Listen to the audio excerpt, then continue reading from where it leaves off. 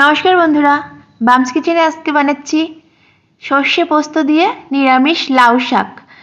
তো লাউ শাকটা আজকে বাজার থেকে আনা হয়েছে, দারুণ হেলদি আর কি। শাকটা দেখেই তখন মনে হচ্ছিল নিয়ে যাই, সেজন্য নিয়ে আসছি দারুণ শাকটা। তো এখন এগুলোকে ভালো করে কেটে বেছে রেডি করব। একদম টাটকা শাক, তো দেখেই লোভ লেগে গেল, সেজন্যই নিয়ে আসলাম। আর এখন কিন্তু ভালো করে কেটে ধুয়ে পরিষ্কার করে নিয়েছি। আর অনেকবার করে কিন্তু ধুয়েছি, নইলে কিন্তু বারবার না ধুলে বালি থাকে তো পাতার নিচে বা পাতার গায়ে, সেই বালিটা কিন্তু রান্না করার পরে খুব মুখে লাগে আর খুব বিশ্রী লাগে ব্যাপারটা।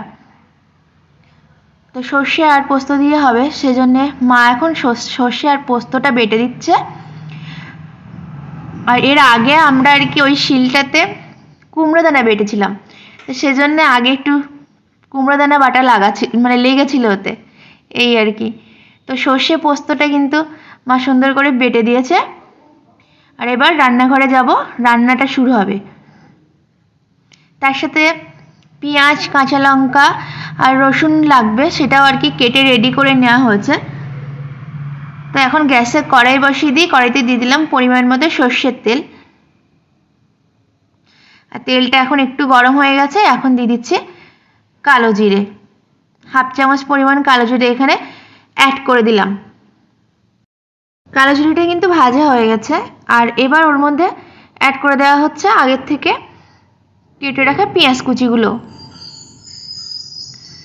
এবার পেঁয়াজ কুচিটাকে একটু ভাজতে দেব। সাধারণত আমরা শাকে রসুন খাই না, কিন্তু এই শাকটাতে একটু রসুন দিতে ইচ্ছা করলো। পেঁয়াজটা অল্প ভাজা হয়ে গেছে, এখন কিন্তু দিয়ে দেওয়া হচ্ছে রসুন কুচি।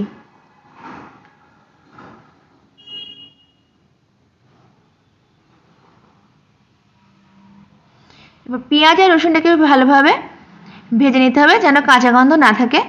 তো এখন অ্যাড করে দেওয়া হলো কাঁচা লঙ্কা। 4-5টা চেরা কাঁচা লঙ্কা অ্যাড করে দিলাম। তখন দিয়ে দেওয়া হচ্ছে স্বাদ অনুযায়ী লবণ, দিয়ে দেওয়া হচ্ছে পরিমাণ মতো হলুদ গুঁড়ো,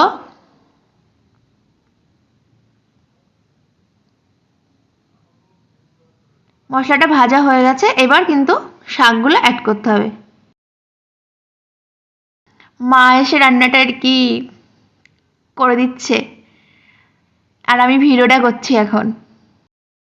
তো শাকটা যেহেতু আগে লবণ দেওয়া আছে, তো জল কিন্তু বেরিয়ে আসবে। তো অল্প নেড়ে চেড়ে এবার দিয়ে দেওয়া হচ্ছে স্বাদ অনুযায়ী চিনি। শাকের মধ্যে আমরা একটু চিনি দিই, নইলে হচ্ছে একটু পানসা লাগে শাক, সেজন্যে। তো চিনি দেওয়ার পরে কিন্তু ওই আগে থেকে পোস্ত আর সর্ষে যেটা বাটা ছিল সেটা কিন্তু দিয়ে দেওয়া হলো।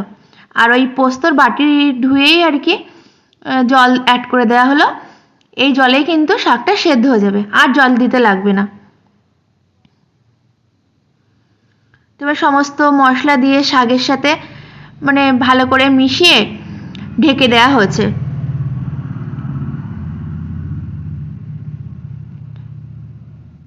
10 মিনিট মতো রেখে দিয়ে কিন্তু ফিরে আসা হয়েছে, ঢাকনাটা খুলে দেওয়া হয়েছে।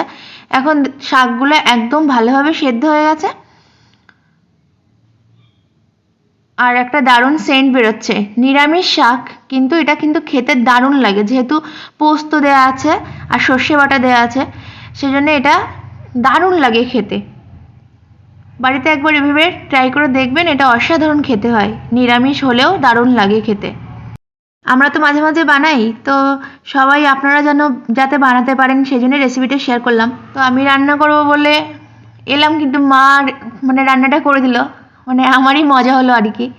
তো রান্নাটা কিন্তু রেডি। তো আজকের মতো বিদায় নিচ্ছি, সকলকে টাটা।